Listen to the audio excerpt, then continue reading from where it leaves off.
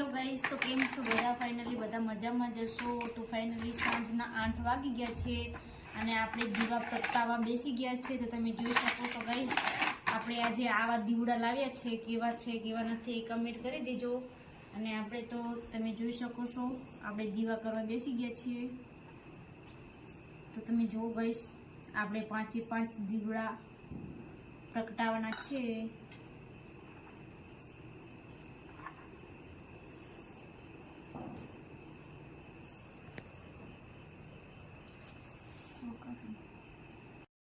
તો તમે જોઈ શકો છો ગાઈસ, આપણા દીવડા પ્રગટાવી દીધા છે. તો તમે જોઈ શકો છો કેવા સરસ મજાના દીવડા આપણે લઈ લીધા છે. અને આજે આપણે 5 દીવડા કરવાના છે.